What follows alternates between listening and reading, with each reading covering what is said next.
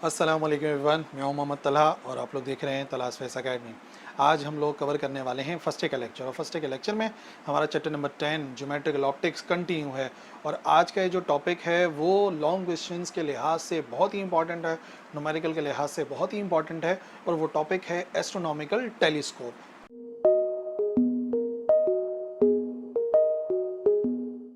तो सबसे पहले समझ लेते हैं कि एस्ट्रोनॉमिकल टेलीस्कोप बेसिकली है क्या। देखो, tele means far, scope means to view यानी कि देखना। तो टेलीस्कोप का मतलब हो गया दूरबीन, यानी कि दूर की चीज़ों को देखने के लिए इस्तेमाल होने वाला ऑप्टिकल इंस्ट्रूमेंट।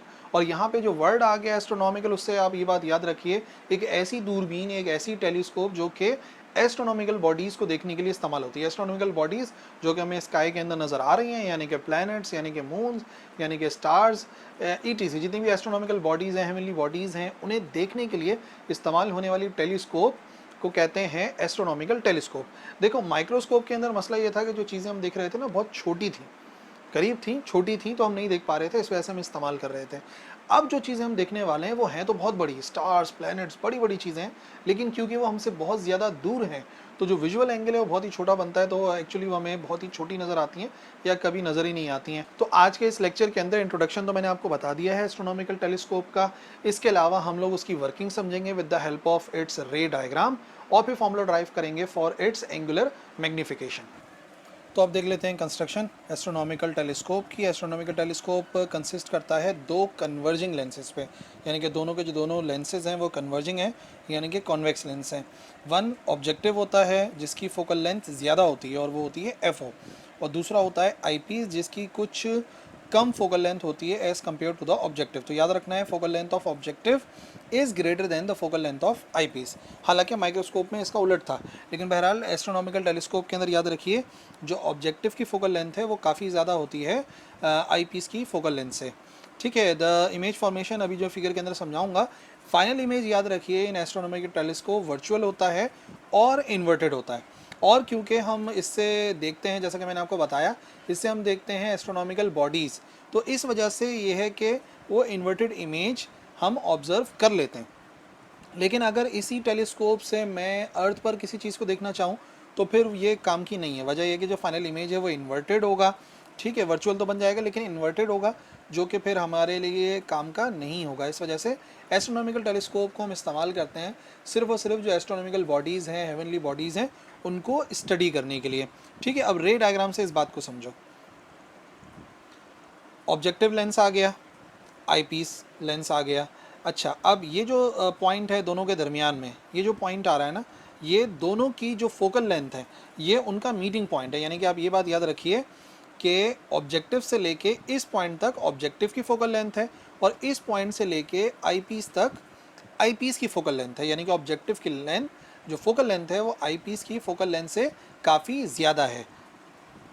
इतना इतना मतलब यहाँ तक जो है ये फोकल लेंथ है ऑब्जेक्टिव की और ये है फोकल लेंथ ऑफ आईपीस। और क्योंकि दोनों की फोकल लेंथ यहाँ पे मैच कर रही है, इस वजह से मैंने F E comma F O लिख दिया। लेकिन इसका हरगिज़ मतलब नहीं है कि लेफ्ट हैंड साइड पर एफ ई है और राइट हैंड साइड पे एफ ओ है, वो मैंने ऊपर बता दिया। फोकल लेंथ ऑफ ऑब्जेक्टिव जो है वो होगा इस पॉइंट से लेकर ऑब्जेक्टिव लेंस तक का डिस्टेंस, और जो एफ ई है यानी कि आई पीस की फोकल लेंथ है वो इस पॉइंट से लेके आई पीस लेंस तक का जो डिस्टेंस है वो होगा। अच्छा, अब रे डायग्राम से और इस बात को क्लियर करते हैं। देखो, ये बात कंफर्म है कि एस्ट्रोनॉमिकल टेलीस्कोप से जो हम किसी बॉडी को ऑब्जर्व कर रहे हैं तो लाइट रेज ट्रैवल करके आ रही हैं इनफाइनाइट डिस्टेंस से, यानी कि इन्फिनिटी से। पे एस्ट्रोनॉमिकल बॉडीज जो हम देख रहे हैं, मून देख रहे हैं, स्टार्स देख रहे हैं, प्लैनेट्स देख रहे हैं डिफरेंट, तो यकीनन वो जो रेज़ हैं वो बहुत दूर से आ रही हैं, यानी कि इन्फिनिटी से आ रही हैं। इन्फिनिटी से आने वाली रेज़, ये वाली रे तो चलो ऑप्टिकल सेंटर से पास हो रही है तो ये अपने रास्ते को चेंज नहीं करेगी, यहाँ तक पहुँच गई। लेकिन उसी के पैरेलल जो रेज़ आ रही होंगी ये इस तरफ कन्वर्ज हो जाएगी और ये थोड़ा सा ऊपर की तरफ कन्वर्ज होगी। तो होता हमेशा ये है in case of astronomical telescope, जो इमेज बनता है वो उसी पॉइंट पर बनता है जहाँ पर एफ ओ और एफ ई आपस में कॉन्साइड हो रहे थे, यानी कि इस पॉइंट के ऊपर। ठीक है ना, ये जो बना है ये इंटरमीडिएट एक इमेज बना है उस ऑब्जेक्ट का जिससे लाइट रेज टकरा कर आ रही हैं, और जो इंटरमीडिएट इमेज बन रहा है ये हो गया बराबर ए बी के। अच्छा, अब ये जो ऑब्जेक्ट है ये कितना एंगल बना रहा है as compare to with respect to objective lens, तो उसे हम शो करते हैं अल्फ़ा से। तो एक रे जो मैंने इसके ऑप्टिकल सेंटर से गुजारी है वो इसी वजह से, ताकि एंगल मेजर करना थोड़ा सा आसान हो जाए। तो याद रखिए ये जो एंगल बन रहा है ये एंगल बन रहा है इस ऑब्जेक्ट का with respect to objective lens. अच्छा, अब क्योंकि ये आई पीस की फोकल लेंथ पर भी मौजूद है, प्रिंसिपल फोकस पर भी मौजूद है, तो ये जो इमेज है ऑब्जेक्टिव का वो आई पीस के लिए ऑब्जेक्ट की तरह से काम करेगा। और जब ये ऑब्जेक्ट की तरह से काम करेगा तो फिर इससे भी रेज गुजरेंगी। अच्छा, पहले ये देख लेते हैं कि इसका आई पीस से एंगल कितना बन रहा है। तो इसी जो इंटरमीडिएट इमेज है उसका आई पीस से एंगल बन गया बीटा के बराबर। यहाँ से एंगल बन रहा है ऑब्जेक्टिव लेंस से अल्फ़ा, और आई पीस लेंस से जो एंगल बन रहा है वो बराबर है बीटा के। ठीक है, अब उन रेज को भी ड्रॉ कर लेते हैं। तो रेज इस तरीके से जाएंगी और फिर ये उनको कन्वर्ज करेगा किसी पॉइंट पे, लेकिन आप ये देखोगे तो ये रेज अप्रॉक्सीमेटली एक दूसरे के पैरेलल हो जाएंगी, यानी कि ये तो बात कंफर्म है कि आगे जाके नहीं मिलेंगी। लेकिन अगर हम यहाँ से आई की मदद से इसको ऑब्जर्व करें तो हमें एक वर्चुअल इमेज इसका नज़र आएगा। इन्हीं रेस को आगे की तरफ बढ़ा के हमें एक वर्चुअल इमेज मिल जाएगा एट इन्फिनिटी, क्योंकि ऑब्जेक्ट इनफाइनाइट डिस्टेंस पर है। तो जो फाइनल इमेज हमें वर्चुअल इमेज मिलेगा वो भी कहाँ मिलेगा, इन्फिनिटी पर। और इसके लिए यहाँ से हमें इसको ऑब्जर्व करना पड़ेगा, जब क्योंकि रियल इमेज तो बन नहीं रहा है, रेज जो है वो एक दूसरे को क्रॉस नहीं करेंगी। तो अगर आई से यहाँ से हम ऑब्जर्व करें तो वर्चुअली उसका इमेज हमें नज़र आ जाएगा एट इन्फिनिटी। सो ये जो पूरी की पूरी रे डायग्राम नज़र आ रही है ये एस्ट्रोनॉमिकल टेलीस्कोप की डेरिवेशन में भी इस्तेमाल होगी, बाकी वर्किंग भी मैंने आपको समझाई और कंस्ट्रक्शन भी इसमें शामिल हो गई। तो अब आ जाओ एंगुलर मैग्नीफिकेशन भी ड्राइव कर लेते हैं। अच्छा, ये जो दो पॉइंट्स हैं ये हो गया इसका ऑप्टिकल सेंटर x1 और ये हो गया इसका ऑप्टिकल सेंटर x2, क्योंकि हमें ट्राइंगल के अंदर इनकी ज़रूरत पड़ेगी। तो x1 x2 जहन में रखना है। x1 ऑप्टिकल सेंटर है ऑब्जेक्टिव लेंस का और x2 जो है वो ऑप्टिकल सेंटर है आई पीस लेंस का। एंगुलर मैग्नीफिकेशन का जो फॉर्मूला है वो तो हमें पता ही है, बीटा ओवर अल्फ़ा। अल्फ़ा वो एंगल होता है जो कि आँख से बन रहा होता है और ऑब्जेक्ट के लिए, अभी इसके लिहाज से ये हो जाएगा कि ऑब्जेक्ट के लिहाज से जो बन रहा है और फिर इमेज का जो बनेगा वो बराबर हो जाएगा बीटा के। ठीक है ना, फ्रॉम ऑब्जेक्टिव अल्फ़ा बनेगा और फ्रॉम आई पीस वो बनेगा बीटा, जो कि मैंने अभी फिगर में ही बताया था। बट क्योंकि ना हमें अल्फ़ा की वैल्यू पता है ना ही हमें बीटा की वैल्यू पता है तो इसको नाम दे देते हैं इक्वेशन नंबर 1 का। अब बारी बारी अल्फ़ा और बीटा की वैल्यूज़ को फाइंड कर लेते हैं। तो देखो हमें एक राइट एंगल ट्राइंगल नज़र आएगा। राइट एंगल ट्राइंगल है ये वाला ए x1 और ये वाला पॉइंट हो गया B। ये एक राइट एंगल ट्राइंगल है A x1 और B। इस राइट एंगल ट्राइंगल से मैं चाह रहा हूँ कि मुझे अल्फ़ा की वैल्यू पता लग जाए। तो हमें पता है tan थीटा बराबर होता है परपेंडिकुलर ओवर बेस। तो tan अल्फ़ा बराबर होगा इस ट्राइंगल का परपेंडिकुलर। परपेंडिकुलर का मतलब होता है एंगल के सामने वाली साइड, यानी कि अल्फ़ा के सामने वाली साइड, जो कि बराबर है AB के।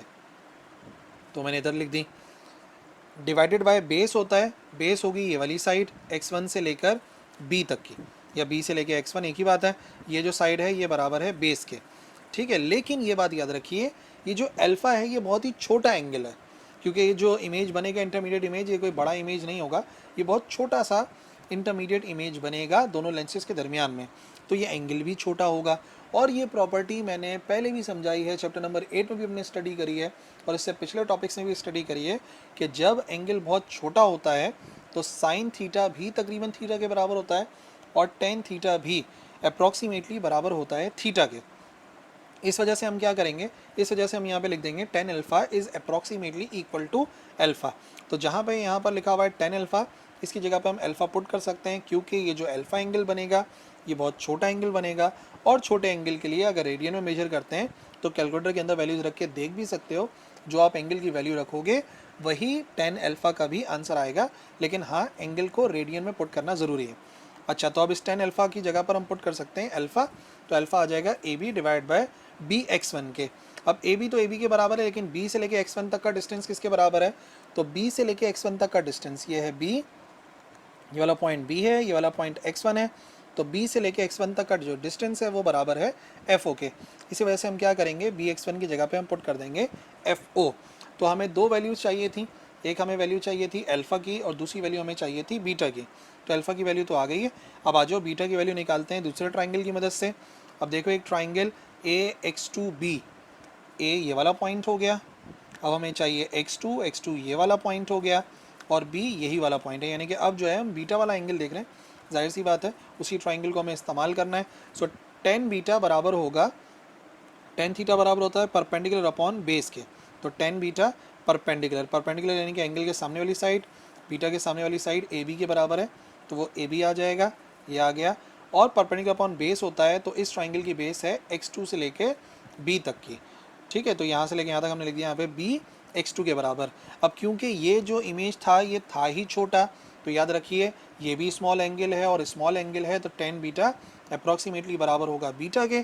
तो जहाँ पे लिखा हुआ था tan beta is equal to A B और बी एक्स टू, वहाँ पे हम सीधा सीधा लिख सकते हैं beta is equal to A B divide by B X two. और डायग्राम से देख लो, b से लेकर यानी कि इस पॉइंट से लेके x2 तक की जो वैल्यू है वो बराबर है fe के, तो क्योंकि वो fe के बराबर है तो इधर fe आ जाएगा, बाकी ऊपर ab सेम रहेगा। अब देखो हमारे पास अल्फ़ा की वैल्यू आ गई है और हमारे पास बीटा की वैल्यू भी आ गई है।